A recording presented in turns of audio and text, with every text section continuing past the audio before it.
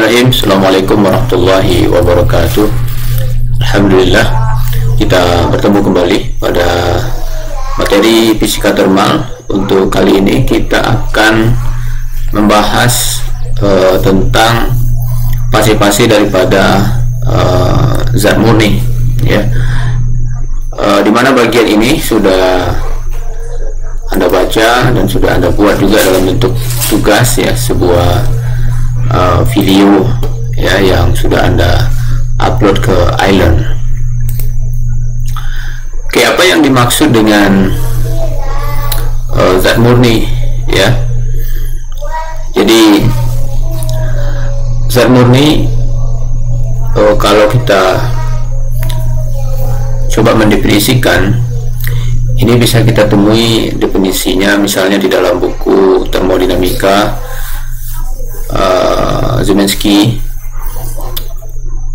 Di sana disebutkan bahwa zat murni adalah zat yang memiliki komposisi kimia yang tetap di seluruh bagiannya, ya. Jadi zat murni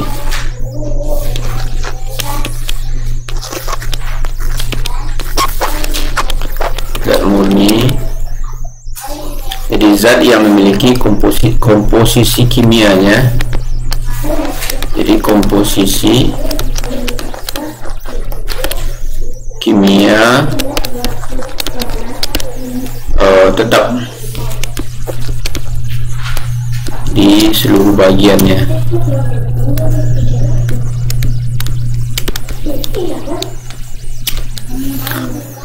Nah, ini definisi daripada zat murni.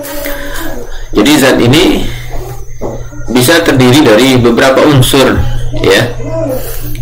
Jadi tidak harus satu unsur, jadi bisa saja beberapa unsur, dan itu bisa kita pandang sebagai zat murni selagi campurannya homogen, ya.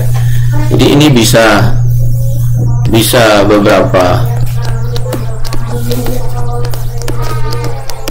unsur asal campurannya homogen, ya, asal campurannya homogen.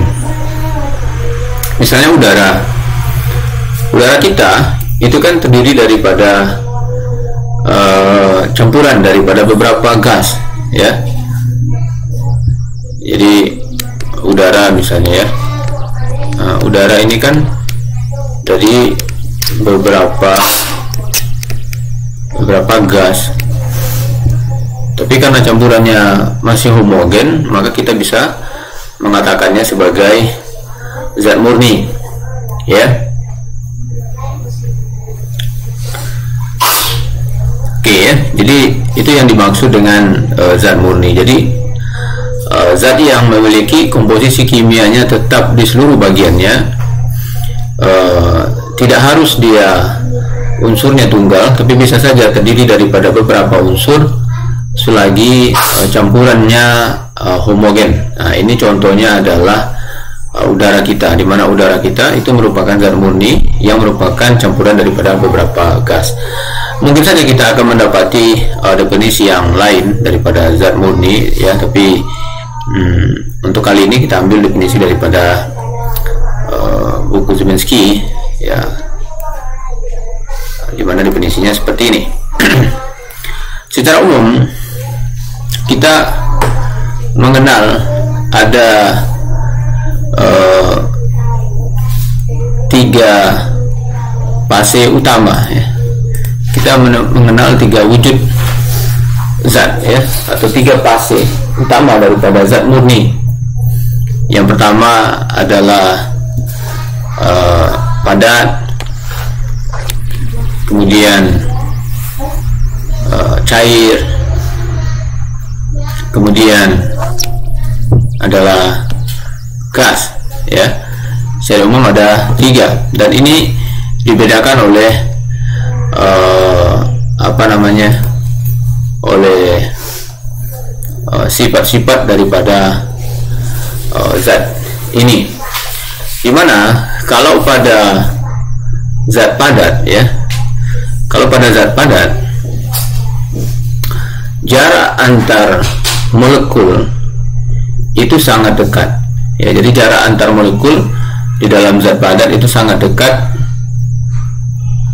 sehingga gaya tarik antar molekul itu sangat besar untuk mempertahankan posisi daripada mereka berada pada posisi yang tetap atau hampir tetap. Ketika posisi mendekati nol, ya, ketika biasanya ini kan digambarkan semacam pegas, ya. Pada posisi mendekati nol, gaya tarik akan berubah menjadi gaya tolak yang mencegah molekul untuk bersentuhan, ya. Walaupun tidak bisa berpindah, molekul zat padat itu bisa berosilasi, sehingga tadi yang saya sebutkan digambarkan biasanya dalam bentuk sebuah pegas. Semakin tinggi suhu, semakin kuat osilasinya, dan pada saat tertentu itu akan dapat memutuskan gaya ikat yang kita kenal dengan proses pencairan, ya. Nah, jadi walaupun dia tidak bisa berpindah molekulnya, tapi molekul zat padat itu bisa dia berosilasi. Ketika semakin tinggi suhu, semakin kuat osilasinya, dan pada saat tertentu itu akan bisa putus ikatannya, sehingga dia akan membentuk cair, ya, sehingga dia akan berubah menjadi cair. Di dalam fase cair, ya, jarak antar molekul, ya, tidak beda banyak, ya, dari padat, ya, tetapi sudah tidak terikat pada satu titik. Nah, jadi itu bedanya. Kalau pada zat padat dia terikat pada satu titik, sedangkan pada zat cair itu dia sudah terputus-putus tapi masih dalam bentuk gerombolan-gerombolan, ya. Jadi perbedaannya dengan padat seperti itu. Jadi molekul berada pada posisi yang relatif tetap, ya, di dalam zat padat, sedangkan pada zat cair kelompok molekul bergerak satu sama lain dalam fase ini. Kemudian ketika, ya, terus diberi energi, maka molekul yang ada di zat cair tadi akan putus total semuanya, sehingga akan bisa bergerak secara acak. Nah, dan ini fasenya, dalam kondisi ini dia adalah fase gas, ya. Ini adalah fase gas. Jadi ini 3 fase utama daripada zat murni yang sudah kita ketahui, ya, yang sudah kita kenal, ya, dari sejak lama. Kemudian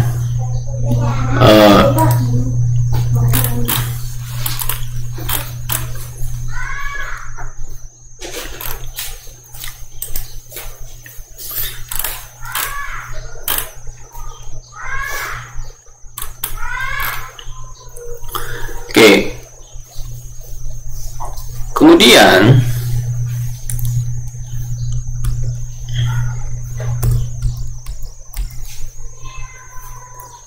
kita lewat dahulu, ya.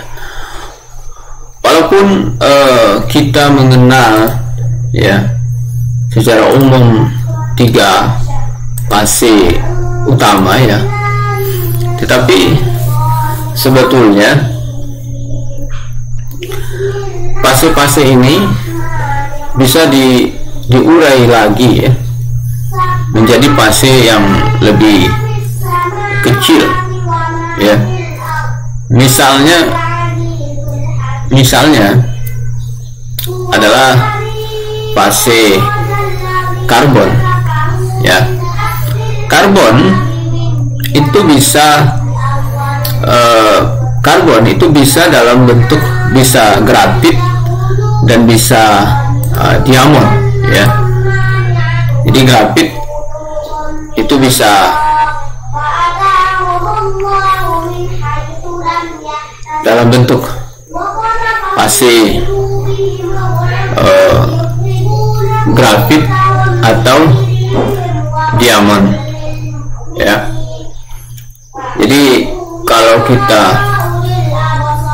kembali ke diagram fase yang sebelumnya di sini ya, jadi pada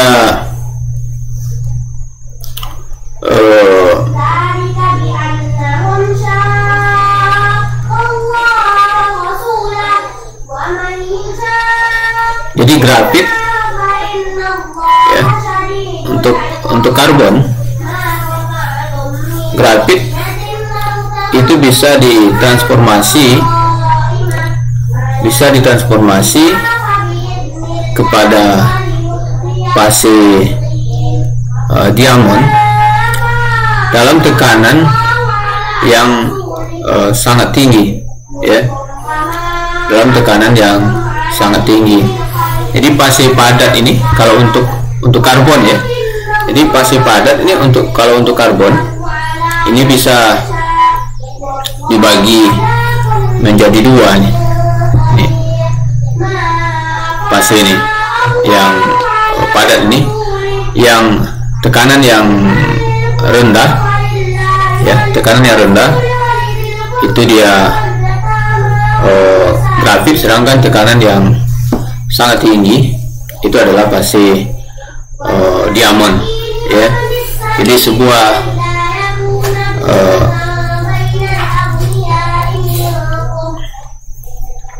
di sini ada disebutkan pada kondisi normal itu grafit lebih stabil daripada diamond ya.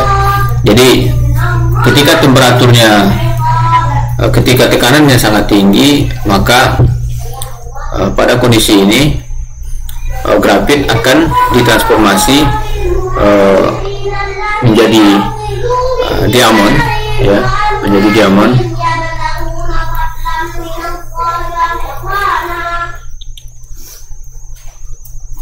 Di sini ada dijelaskan diamond menjadi lebih stabil daripada grafit hanya pada tekanan di atas 1,5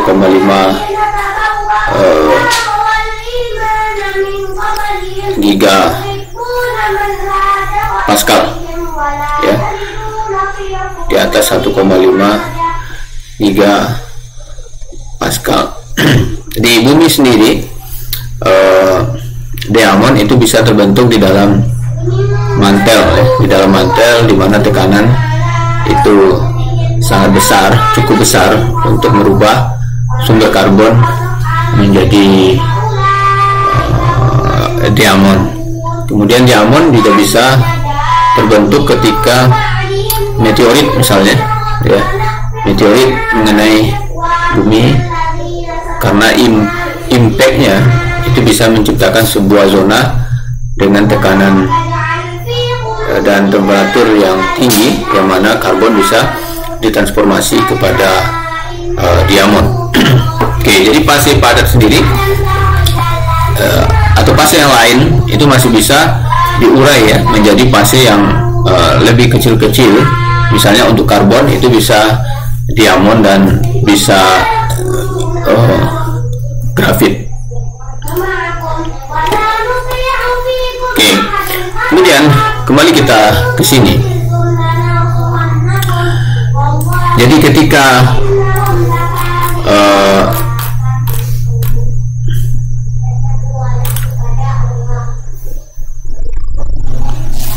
oke, di sini ya, jika ada dua buah fase ya, ada dua buah fase ya, jadi misalnya fase 1 dan fase 2, kemudian fase ini bertahan bersama. Jadi jika ada dua fase bertahan bersama daripada sebuah zat murni, dan itu bisa kita lihat dari gambar yang gambar di sini atau yang sebelumnya, yang ini ya. Jadi kurva yang ini, kurva dimana ini kan fasenya padat, ini adalah gas, ini fasenya padat, ini cair ya. Ketika kedua fase ini bertemu pada satu garis atau pada satu titik yang sama, maka ini kita sebut dia dengan kurva koexisten. Jadi kurva ini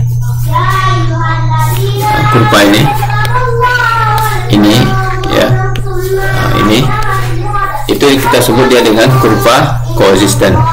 Jadi kurva pada diagram fase yang memperlihatkan kondisi di mana dua fase ya ada secara bersamaan dalam kondisi setimbang ya. Nah, jadi dua fase ada pada, jadi kondisi di mana dua fase muncul atau ada secara bersamaan dalam kondisi setimbang, itu kita sebut dia dengan koexisten ya. Kita sebut dia dengan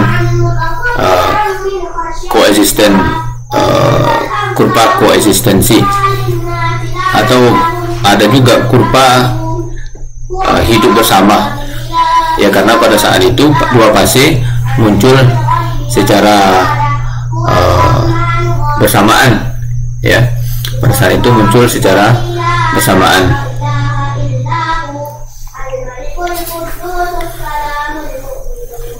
Oke. Kemudian untuk kondisi setimbang ini sendiri ya, jadi seperti yang ditulis pada halaman ini, pada coexisting ini karena tekanan dan temperaturnya tetap, maka pada saat ini ya, prinsipnya adalah meminimalisir energi bebas Gibbs ya. Jadi ada beberapa kemungkinan ya kondisi setimbang. Jadi yang pertama adalah isolated, terisolasi. Berarti kan energi konstan nih, energi konstan ya. Maka pada saat ini untuk kondisi ini entropinya maximize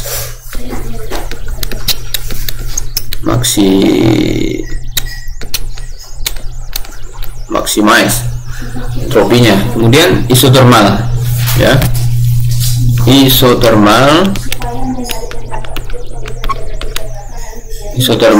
kemudian volumenya konstan, isotermal volume konstan ya, volume konstan.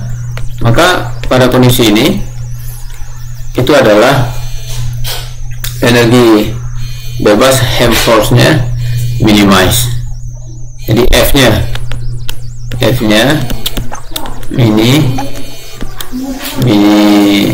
minimize. Nah, kemudian yang ketiga isotermal ya. Yang ketiga isotermal, tekanan konstan, tekanan konstan. Nah, ini yang terjadi pada coexisting curve ya, kurva coexisting tadi. Maka untuk kasus ini G nya atau fungsi Gibbs-nya minimize ya, G nya minimize. Oke. Ya, jadi pada titik ini ya, G nya minimize ya. Jadi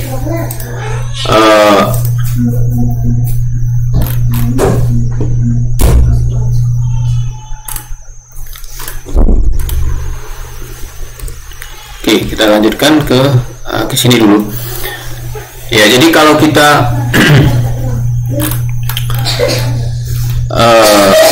jadi kalau minimum energi bebas giftnya, maka pada go existing ini, ya, pada go existing curve ini, maka energi bebas gift zat murni 1 ya, itu akan sama dengan zat murni 2. Jadi kalau misalnya apa namanya, kalau dia misalnya contohnya kan begini ya, coexisting curve ini kan maksudnya kan begini, ketika misalnya kita punya es gitu ya, punya es, lalu esnya kita mencairkannya. Jadi es ini ketika misalnya temperaturnya kita naikkan, mungkin temperatur awalnya kan -5, lalu kita naikkan temperaturnya sehingga tercapai 0. Ya, ketika tercapai 0, maka akan terjadi proses pencairan. Jadi proses pencairan ini akan bertahan ya pada tekanan dan temperatur yang konstan hingga seluruh es itu berubah menjadi cair. Ya, ketika masa perubahan daripada es, mulai es itu mencair, kemudian sampai dia menjadi liquid, itu kan ada masa-masa di mana es ada di sana, karena tidak semua es langsung mencair, lalu sebagian ada air yang sudah mencair. Maka ini yang kita sebut dia dengan coexisting, ya, hidup bersama atau muncul bersama pada temperatur dan tekanan yang sama, ya. Dan kondisi ini ya dibangun oleh energi bebas gift minima, atau energi bebas gift daripada es tadi itu akan sama dengan energi bebas gift daripada air cair, ya. Kemudian pada materi sebelumnya ya di buku itu ada hubungan di mana G itu sama dengan N dikali dengan potensial kimia, ya, sama dengan potensial kimia. Jadi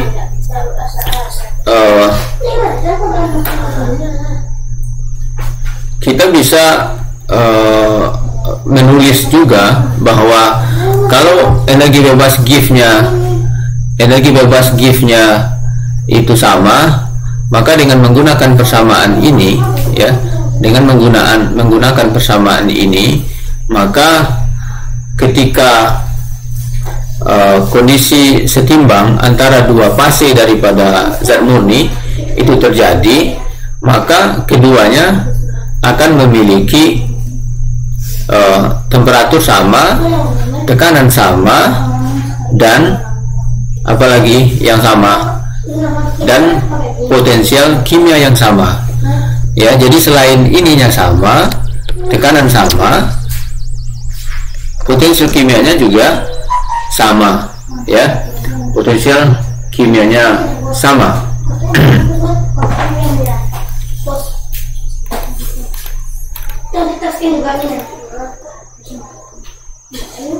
Oke, sekarang bagaimana kalau misalnya terjadi perubahan temperatur, misalnya ya. Jadi misalnya kita memiliki dua fase daripada sebuah zat murni, lalu temperatur keduanya misalnya kita rubah, lalu tanpa kita merubah tanpa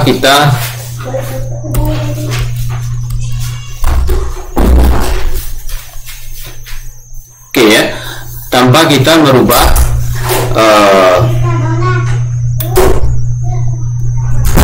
merubah tekanan, ya.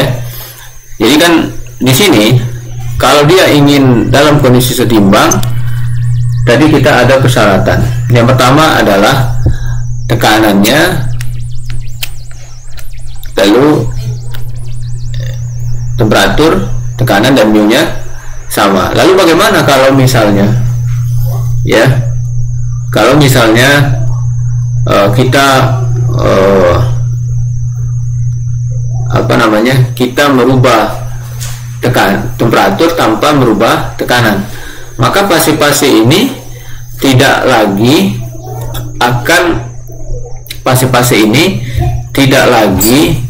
akan berada dalam kondisi setimbang. Jadi kalau temperaturnya, tekanannya kita rubah, maka fase ini tidak akan lagi dalam kondisi setimbang. Kenapa? Karena potensial kimianya itu akan mengalami perubahan tidak sama. Jadi potensial kimia daripada fase 1 ya dan fase 2 itu tidak akan lagi sama. Ya, jadi mu-nya nanti tidak akan lagi, perubahan mu-nya lagi tidak akan lagi sama. Ya, hal ini menyebabkan zat murni tidak dalam kondisi setimbang. Oleh karena itu, untuk mempertahankan fase-fase ini bertahan dalam kondisi setimbang selama perubahan daripada temperatur dari kedua fase, maka harus ada perubahan tekanan. Jadi harus diikuti oleh perubahan tekanan pada kedua fase tersebut, ya. Jadi perubahan temperatur dan tekanan harus sedemikian rupa sehingga potensial kimia daripada kedua fase mengalami perubahan yang sama, sehingga tetap nilainya satu sama lain, ya. Jadi kalau ini ingin setimbang, ya, jadi jika ini ingin setimbang, maka ketika ada perubahan daripada temperatur, maka harus diikuti oleh perubahan tekanan. Kalau satu saja yang dirubah tidak bisa, ya. Perubahan tekanan dari kedua fase, ini kan dua fase, ya. Mungkin ini cair, lalu ini gas misalnya gitu, ya. Jadi ketika ada perubahan temperatur, maka harus ada pula perubahan tekanan. Tujuannya apa? Untuk mempertahankan agar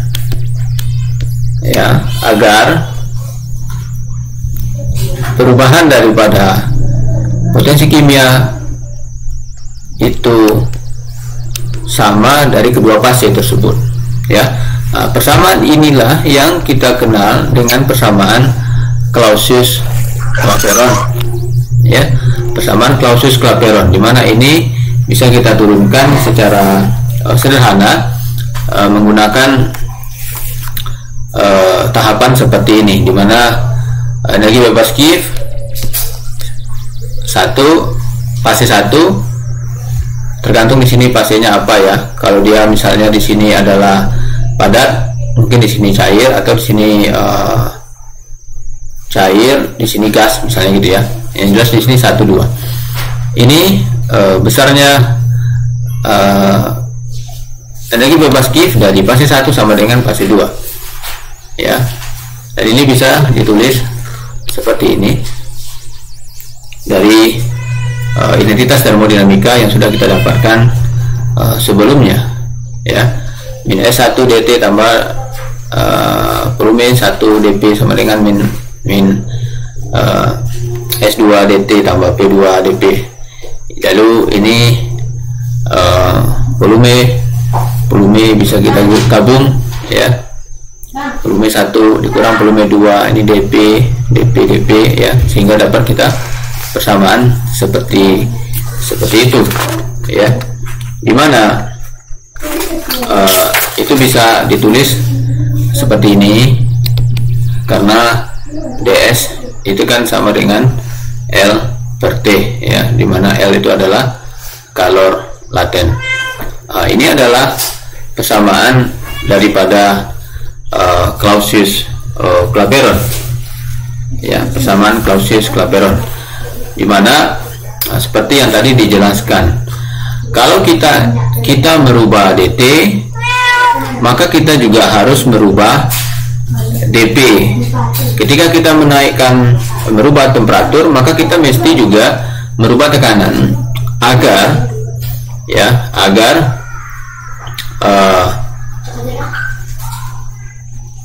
perubahan daripada potensial kimia atau energi bebas Gibbs dari kedua fase itu sama, ya, besar perubahannya. Maka kita masih bisa mempertahankan ini berada dalam kondisi setimbang. Kemudian dari persamaan Clausius-Clapeyron kita bisa mendapatkan persamaan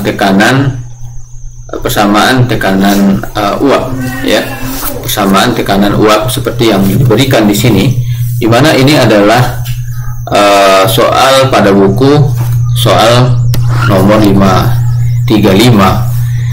Ya, jadi di sini digunakan beberapa asumsi, ya, asumsi. Jadi asumsi yang pertama seperti yang ditulis di halaman slide ini, bahwa volume molar daripada zat cair itu jauh lebih kecil dibandingkan dengan volume molar daripada gas. Maka yang ini bisa kita abaikan. Setelah kita abaikan ini, maka kita hitung, ya, besarnya volume dengan menggunakan persamaan gas ideal, ya, menggunakan persamaan gas ideal. Jadi PPNRT atau PPNKT, ya, terserah Anda menggunakan yang mana. Tapi kalau Anda asumsikan N-nya 1 mol misalnya, maka bisa kita tulis seperti ini, ya. Kemudian apalagi asumsinya? Diasumsikan bahwa L-nya konstan. Di L-nya konstan,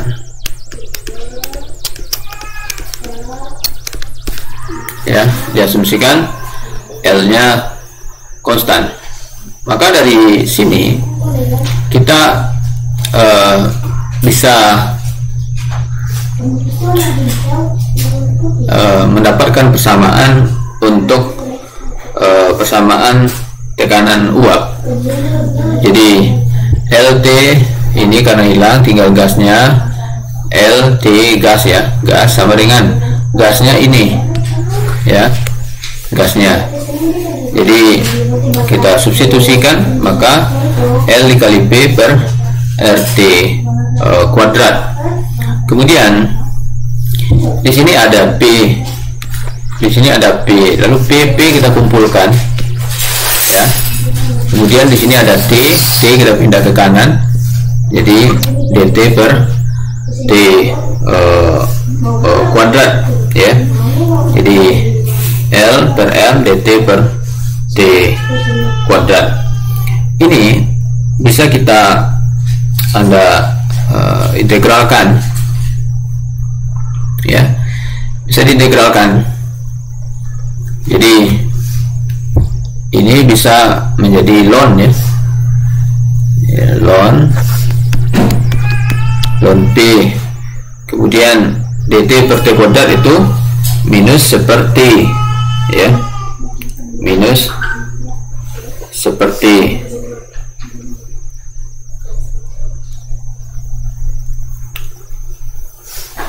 Oke.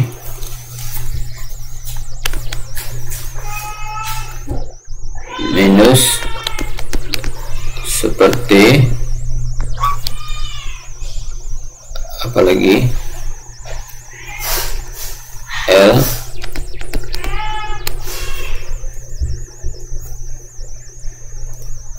oke, L per R, ya,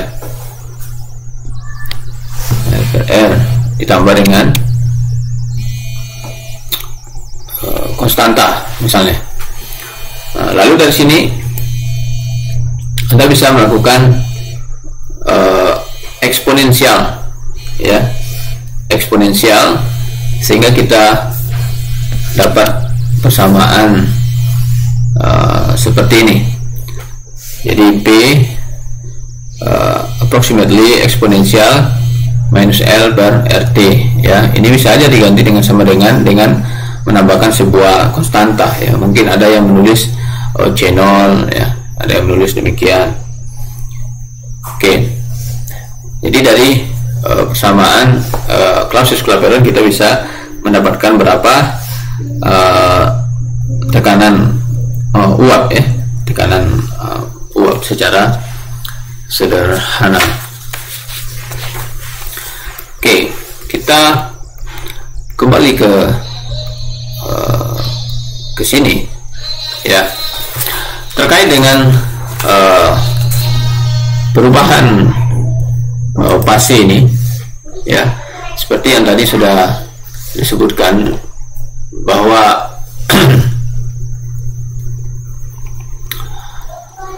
ada beberapa kondisi setimbang. Yang pertama tadi yang isotermal, tekanan isotermal, kemudian tekanan konstan, di mana pada saat itu G-nya minimal, kemudian isotermal volume konstan, F-nya minimal, kemudian terisolasi ya, energinya konstan, maka S-nya maksimal.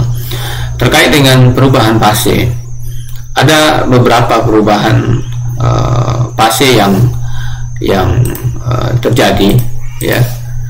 Jadi perubahan fase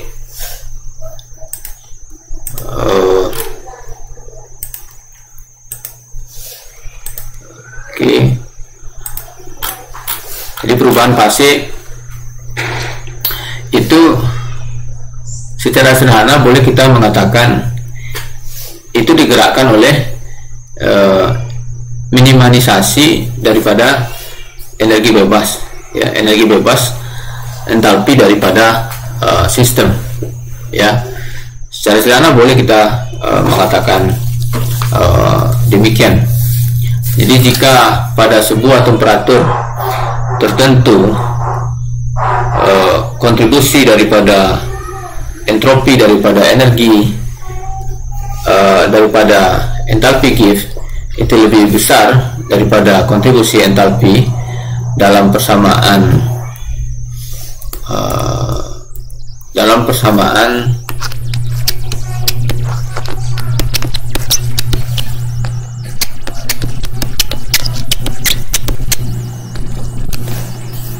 delta S untuk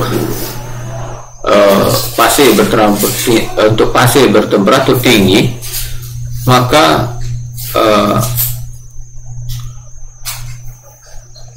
akan menjadi stabil secara termodinamika ya, secara termodinamika. Jadi mungkin lebih tepatnya perubahan ini, jadi bagaimana seberapa smooth proses itu terjadi, itu berbeda daripada satu fase ke fase lain ya. Jadi untuk menggambarkan ini ya, maka dikelompokkan transisi fase itu menjadi dua ya, orde 1 dan orde 2. Orde ini ya kan ada istilahnya first order, yang ini tadi, kemudian ada second. Ini lebih penunjukan istilah orde 1, orde 2 ini lebih kepada orde daripada diferensial daripada entalpi gift ya, daripada energi gift, yang mana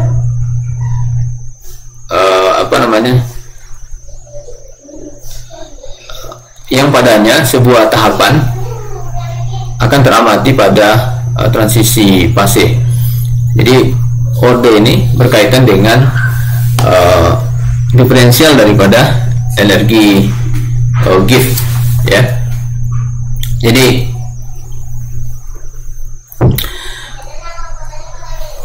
di sini sudah ada digambarkan sebetulnya berkaitan dengan dua orde ya, walaupun ada orde tinggi yang lain, tapi yang umum di sini kita kenalkan hanya dua orde ya. Jadi transisi orde pertama, kita lihat mungkin untuk lebih mudahnya kita coba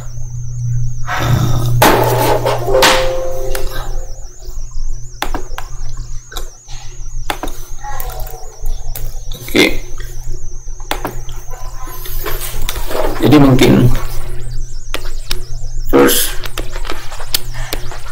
order, kemudian ini second order. Kalau kita perhatikan ya, jadi kalau energi bebas give daripada dari dua fase yang terlibat di dalam transmisi itu adalah fungsi temperatur ya, fungsi temperatur. Pada titik transisi, kurva daripada kedua fase ini dia akan saling berpotongan ya, akan saling berpotongan, dan ya jadi fase yang lain itu akan menjadi lebih stabil secara termodinamika dari fase yang lainnya ya. Sebagai akibat daripada ini, maka ada sebuah belokan ya, akan ada sebuah belokan daripada energi bebas daripada sistem dalam kondisi setimbang pada titik transisi daripada transisi orde 1 ya. Sedangkan pada transisi orde kedua itu energi bebas daripada kedua sistem itu identik ya, identik untuk sebuah range temperatur yang cukup panjang ya, sebelum terjadinya divergensi pada kedua sisi daripada transisi ini. Jadi kedua kurva memiliki tanggen yang sama pada titik transisi. Itu kalau orde kedua. Jadi kalau kita gambarkan, jadi kalau energi bebas G atau give itu keduanya adalah fungsi daripada temperatur, jadi G, kemudian ini T, ini hal yang sama, ini T, ini adalah G. Nah, jadi kalau misalnya ini adalah titik di mana terjadi perubahan atau transisi fase, misalnya di sini TM ya, jadi akan ada belokan ya,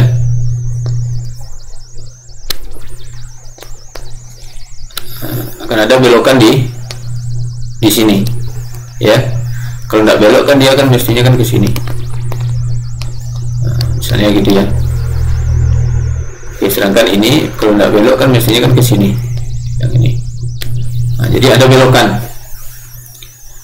Nah, sedangkan pada second order, belokan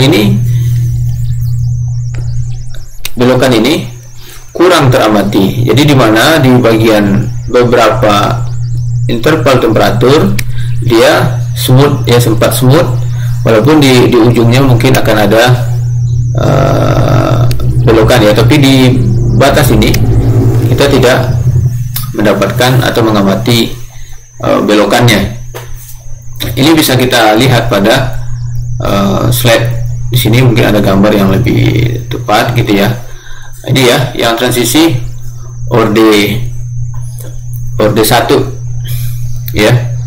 Jadi di sini ada belokan patahnya ya, sedangkan di orde 2 ini hampir smooth dan di sini tangennya sama ya. Itu ya perbedaan yang pertama. Lalu yang kedua, dari discontinue atau karakteristik kontinuitas daripada energi bebas ya. Ini yang pertama dari energi bebas give, kemudian yang kedua dari kontinuitas kontinuitas. Oke. Dari kontinuitas atau discontinue daripada energi bebas ini mengikuti bentuk daripada turunan pertama daripada G, ya, turunan pertama daripada G, di mana turunan pertama G terhadap T, jadi dou G per dou T,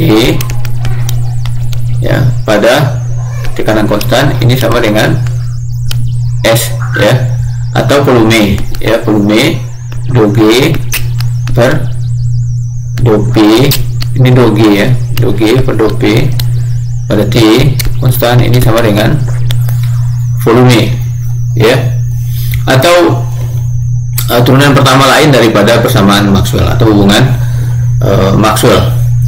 Maka pada transisi orde pertama belokan, ya, belokan di G itu menyebabkan adanya sebuah tangga atau tahapan, ya, boleh kita sebut sebuah tangga, sebuah lompatan daripada turunan pertama daripada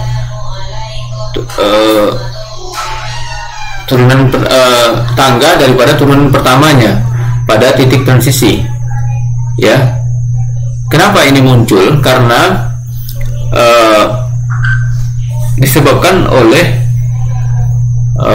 adanya kalor laten yang mengikuti perubahan atau transisi fase ini, ya. Jadi ada kalor laten, ya, kalau pada transisi orde pertama ini ada keterlibatan kalor laten, ya. Sedangkan untuk kasus orde kedua, ya, untuk kasus orde kedua tidak ada kalor laten. Jadi oleh karena itu tidak ada step, jadi tidak ada lompatan atau tangga, ya, pada entropi pada titik transisi, ya. Ya, jadi itu yang berbeda, yang kedua. Jadi di dalam transisi orde pertama, jadi kalau kita gambarkan ini kan S, ya, S, ini S karena ini S kan, S, lalu di sini temperatur, ya. Jadi ketika temperatur rendah ada seperti ini lurus, ya. Kemudian di sini kan terjadi perubahan fase nih. Nah, lalu ada tangga, ada celah nih, semacam tangga, ya, baru gini, ya. Jadi seperti itu. Ini TM. Jadi ada lompatan. Kenapa ada lompatan ini? Karena adanya kalor laten yang mengikuti proses ini, ya. Lalu bagaimana dengan orde kedua? Ini tidak ada kalor latennya. Jadi karena ini kontinu, boleh dikatakan hampir kontinu, ya, tidak, belokannya tidak patah, ya. Maka di titik perubahan ini juga, ya, hampir tidak tidak ada kita amati semacam belokan yang signifikan, ya. Oke. Jadi itu perbedaan yang kedua dari transisi fase orde 1 dan orde kedua. Di sini kita bisa lihat, pasti sudah ada dimasukkan di sini. Ini, ya. Jadi ada lompatan. Ini ada lompatan nih. Lompatan ini kenapa muncul? Karena adanya kalor laten. Jadi lompatan ini, ya, step ini besarnya adalah delta S. Delta S itu sama dengan L per T, ya. Kemudian, kalau kita lihat yang di sini, di sini tidak ada keterlibatan kalor laten. Jadi delta S kan L per T. Karena L-nya tidak ada, maka delta S-nya 0, ya. Jadi itu arti fisisnya. Baik, kita lanjutkan apalagi perbedaan berikutnya. Ini sudah dua, ya. Kita sudah mendapati dua. Jadi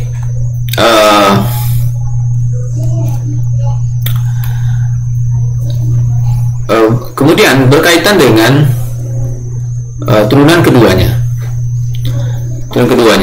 Jadi baik entalpi ataupun entropi itu kan bisa dengan mudah kita ukur ya, bisa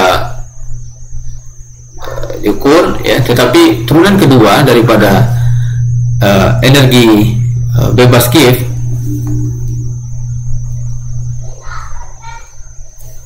seperti kapasitas kalor. Jadi yang ketiga kita lihat nih, kapasitas kalor.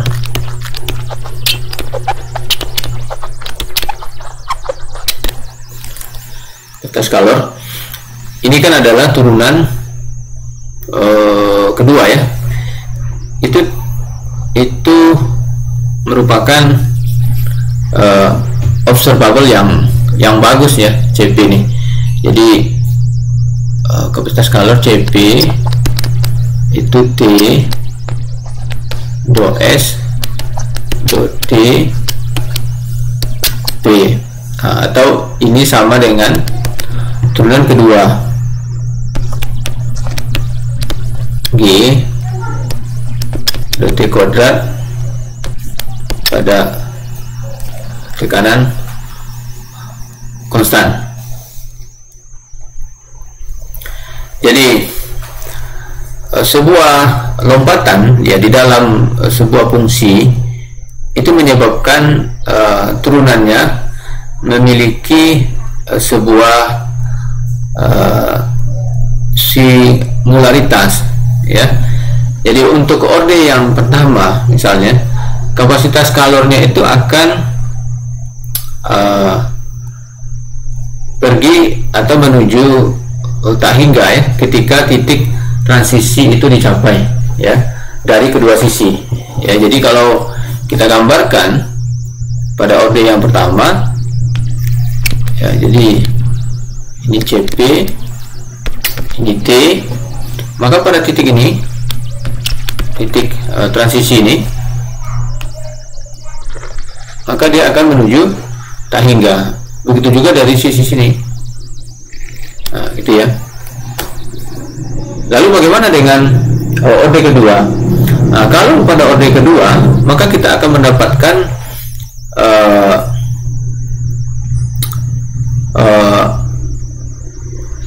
jadi sedikit belokan ya dalam entropi itu menyebabkan adanya sebuah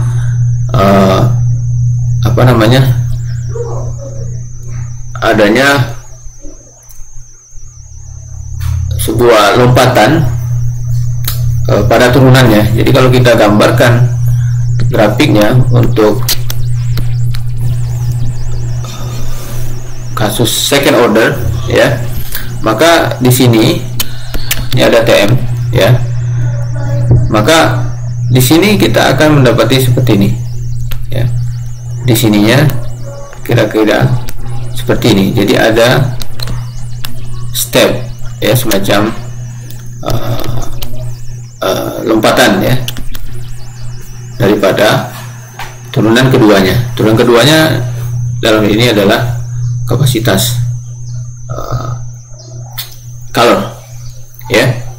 Oke. Lalu yang keempat ya, apa contohnya transisi orde pertama? Contohnya adalah yang biasa kita jumpai ya, melting ya, melting cairan ya. Ini apalagi boiling ya. Kemudian kalau orde kedua apalagi apa contohnya? Contohnya adalah kristalografi ya, yang kedua ya. Jadi contohnya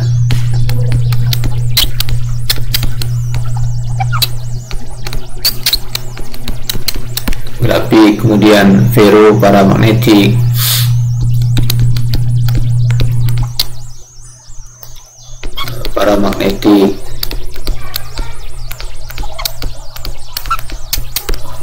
kemudian super atau normal conducting juga bisa ya, super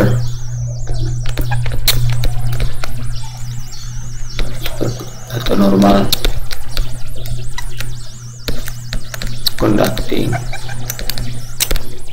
Nah, ini juga bisa ya. Jadi ini diantara beberapa contoh ya perbedaan antara transisi fase OD1 OD2. Untuk yang nomor 3 ini, yang kapasitas kalor, ini bisa kita lihat di sini contoh daripada grafiknya yang lebih tepat gitu ya. Jadi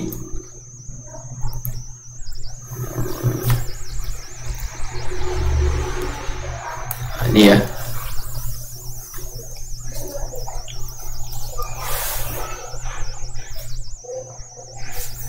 Oke, tunggu ya, kebalik atau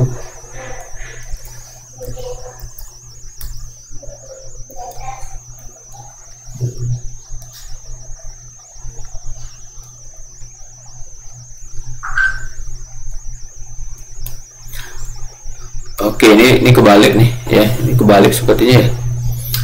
Jadi untuk OD1 sebalik. Nah, ini ya.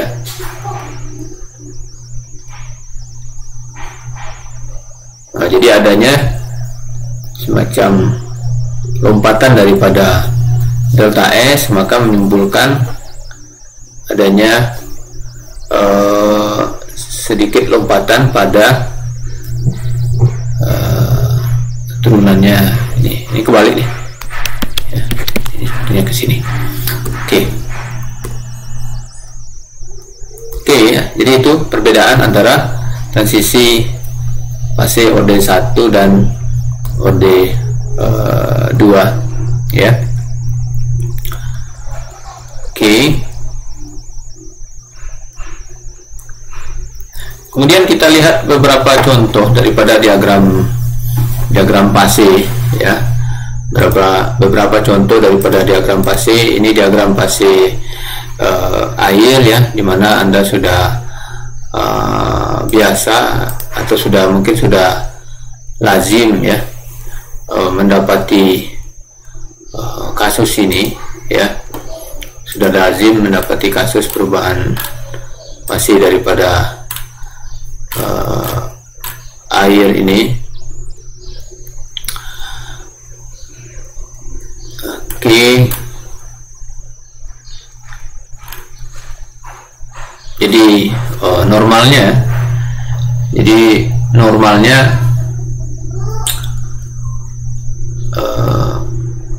fase daripada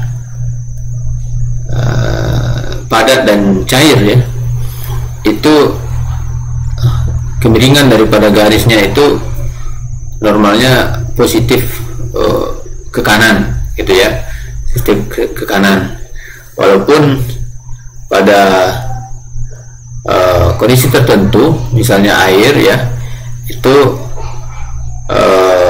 slope-nya atau gradien kemiringannya itu ke kiri ya, itu ke kiri. Ini mengindikasikan ya, itu mengindikasikan bahwa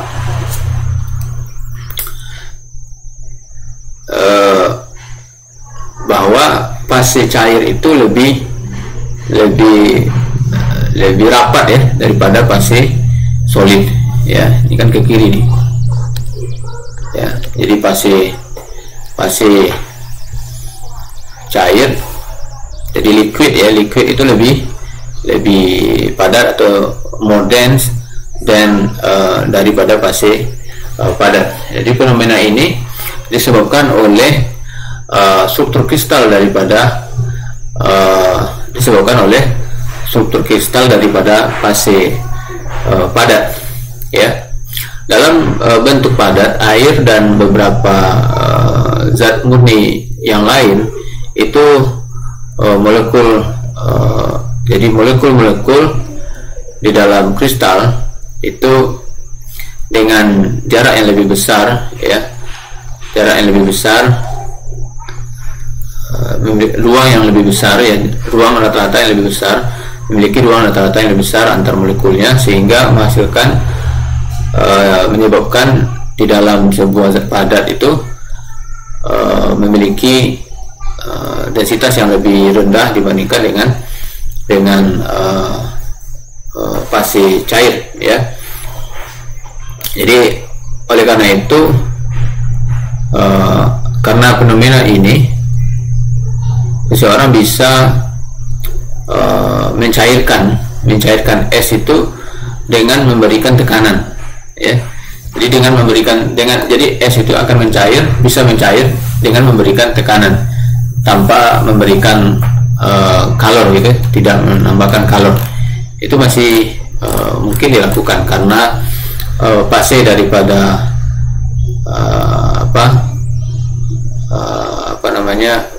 fase daripada padat itu dia lebih kecil, ya, densitasnya dibandingkan dengan fase cair. Jadi dengan memberi tekanan itu bisa kita mencairkan daripada es, misalnya. Oke. Kemudian sekarang kita jelaskan berkaitan dengan ice slippery. Jadi kalau kita main ice skating, maka itu kita bisa terjatuh, ya, bisa terjatuh karena sangat licin, gitu ya. Lalu kenapa sih ini bisa terjadi, ya? Jadi ada beberapa teori, ya, sebetulnya yang menjelaskan hal ini, ya, dimana di antara teorinya itu ada yang mengatakan bahwa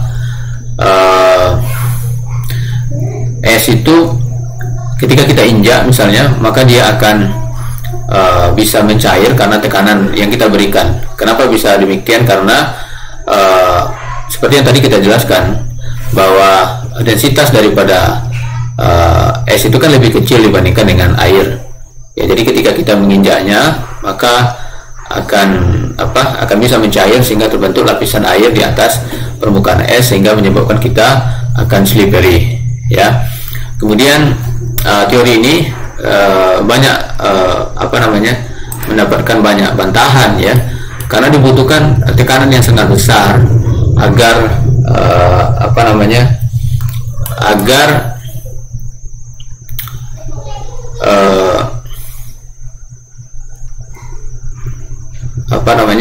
agar bisa es itu mencair. Jadi dibutuhkan tekanan yang sangat besar. Jadi mungkin bisa kita hitung, ya.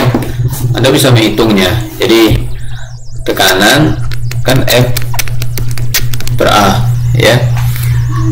Jadi F nya tentu berat badan daripada orang, misalnya 75 kilo misalnya. Berarti F nya bisa kita hitung, ya. F nya bisa kita hitung nih, M dikali G, ya. Masanya kita misalkan 75 kilo, ya, M dikali G. Berarti kita bisa, kalau kita misalkan 75 kilo, kemudian G nya 9,8, berarti ada sekitar 736, ya, 73,6 Newton dibagi dengan luas, ya. Jadi anggaplah misalnya luas penampang skate itu 2 mili, gitu ya.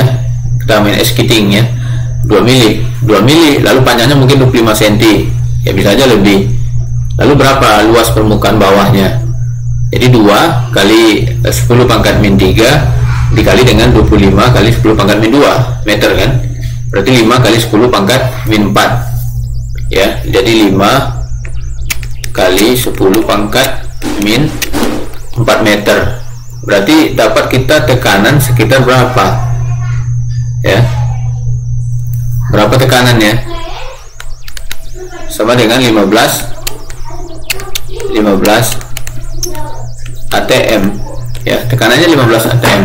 Nah, tekanan ini itu sangat kecil, ya, dibandingkan tekanan yang dibutuhkan untuk menurunkan tekanan melting daripada es, ya. Bahkan untuk menurunkan 1 derajat saja, ya. Jadi oleh karena itu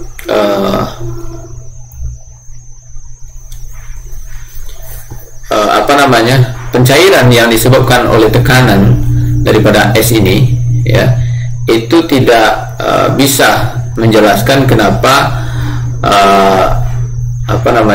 kenapa orang yang melakukan skating, ya, itu mereka bisa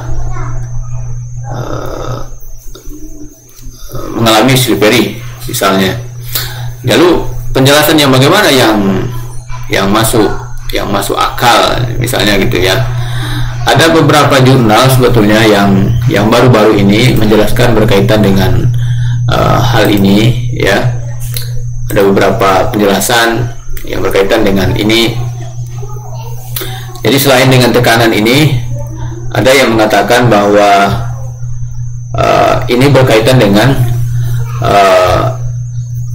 loss daripada molekul, ya, loss daripada molekul daripada es, gitu ya.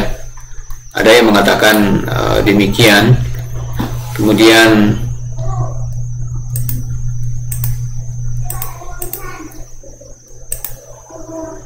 jadi di dalam teori loss molekul, ya, molekules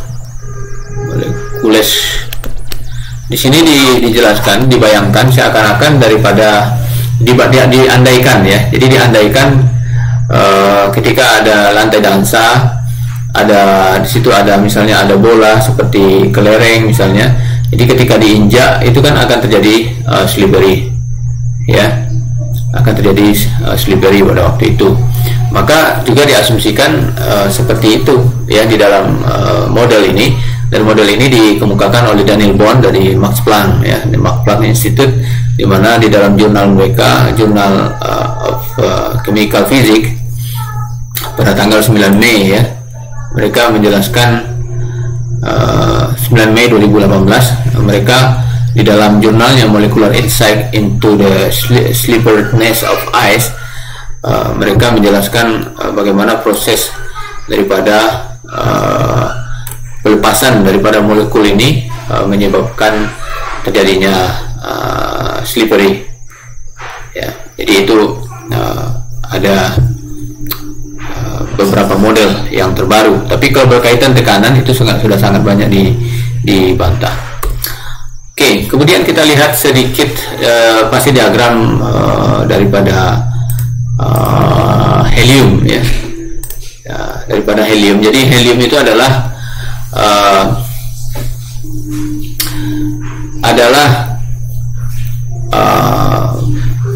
elemen teringan kedua, ya, elemen teringan kedua setelah hidrogen, ya. Jadi itu dikenal sebagai gas ringan yang sering digunakan, ya, sering digunakan untuk balon, ya, diisikan ke balon.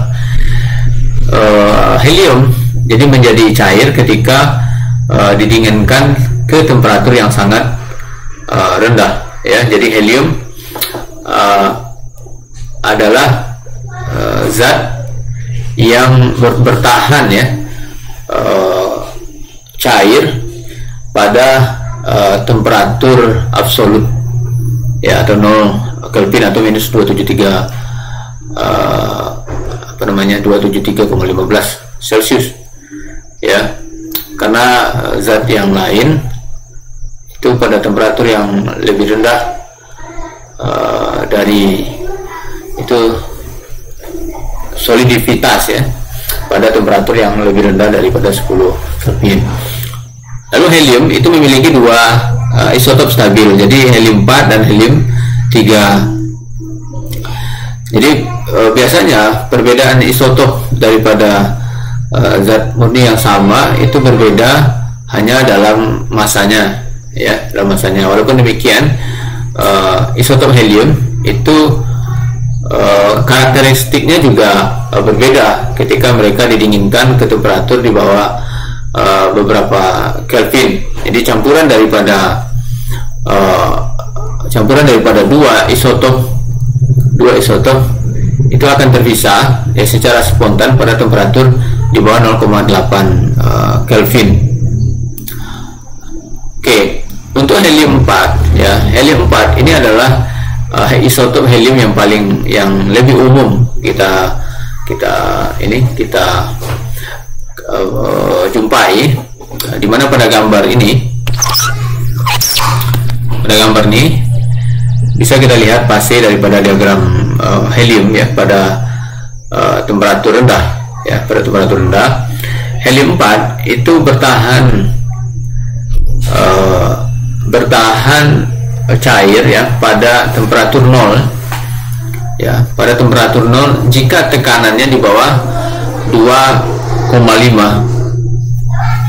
ya, di bawah 2,5 megapascal atau setara dengan 25 atm ya, sekitar 25 atm ya. Jadi cair itu memiliki transisi fase menjadi fase superfluida yang juga dikenal biasanya itu dengan He2 ya, He2 ya, pada temperatur sekitar 2,17 Kelvin ya, tekanan atmosfer ini ya. Lalu fase padat memiliki HCP ya, jadi HCP apa ya, hexagonal ya, hexagonal close pack ya, HCP hexagonal close pack atau ya, HCP ya, hexagonal close pack atau body center cubic atau BCC ya.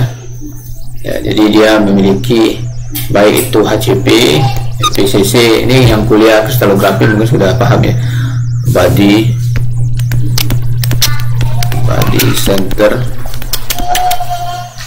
center cubic, oke, BCC, body center cubic. Oke, itu helium 4. Lalu bagaimana dengan helium 3? Diagram fase daripada helium 3 seperti yang kita lihat pada gambar ini, dimana di sini ini log ya, dalam bentuk log ya, temperaturnya dalam bentuk logaritmik. Di sini ada titik. Titik itu adalah tekanan dan temperatur kamar. Jadi ini menggambarkan tekanan dan temperatur kamar. Jadi terdapat dua fase superfluida daripada helium 3 ya. Jadi ada, kalau kita perhatikan di sini ada A dan ada B ya. Garis di dalam fase padat, garis ini menunjukkan sebuah transisi antara spin order dan spin disorder. Jadi struktur beraturan dan struktur yang tidak beraturan. Jadi spin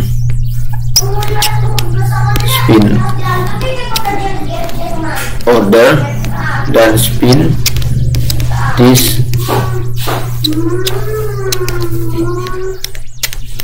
disorder ya, spin order dan spin disorder ya, pada temperatur rendah dan pada temperatur tinggi. Jadi ini pada temperatur rendah, sedangkan yang ini pada temperatur tinggi. Oke, jadi itu berkaitan dengan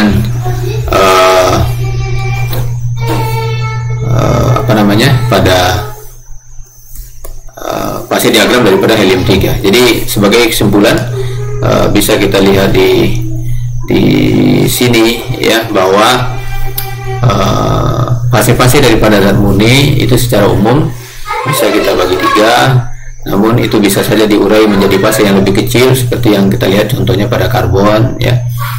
Kemudian ketika ada 2 fase kemudian bertemu pada satu titik, maka jika jika ini terjadi pada tekanan dan temperatur yang konstan ya, maka ini akan membentuk sebuah kurva yang kita sebut dia dengan kurva koesisten, yang menghasilkan energi bebas Gibbs-nya akan sama dari kedua fase ini, atau juga potensi kimianya juga akan sama ya. Pada transisi fase ini bisa kita bedakan menjadi 2, transisi fase orde 1 dan orde 2. Transisi fase orde 1 itu melibatkan adanya kalor laten ya, sehingga adanya lompatan daripada entropi, sedangkan pada perubahan fase orde 2 tidak ada keterlibatan daripada kalor laten. Pada kurva koesisten ini akan bisa bertahan secara akan terjadi kesetimbangan jika setiap perubahan temperatur itu diikuti dengan perubahan tekanan daripada kedua fase daripada zat murni tersebut, sehingga bisa mempertahankan energi bebas Gibbs-nya sama atau potensi kimianya sama. Dan persamaan ini kita sebut dia dengan persamaan Clausius-Clapeyron. Dari persamaan Clausius-Clapeyron kita bisa mendapatkan persamaan untuk tekanan uap ya, dengan membuat asumsi yang pertama volume molar daripada liquidnya kecil, kemudian kalor latennya konstan, dan kita bisa menggunakan persamaan gas ideal untuk mendapatkan persamaan volume daripada gas. Maka kita mendapatkan persamaan seperti ini. Lalu pada titik triple point ya, karena di triple point ada 3 fase yang bertemu dan itu berada pada kondisi setimbang, maka juga berlaku persamaan kesetimbangan daripada prinsip energi bebas Gibbs minimal ya, seperti yang tadi sudah kita jelaskan. Baik, demikian untuk penjelasan daripada slide ini, mudah-mudahan bisa dipahami. Jika ada pertanyaan nanti mohon disampaikan pada Island, atau juga bisa disampaikan pada komentar di bawah atau juga pada chat room. Demikian, assalamualaikum warahmatullahi wabarakatuh.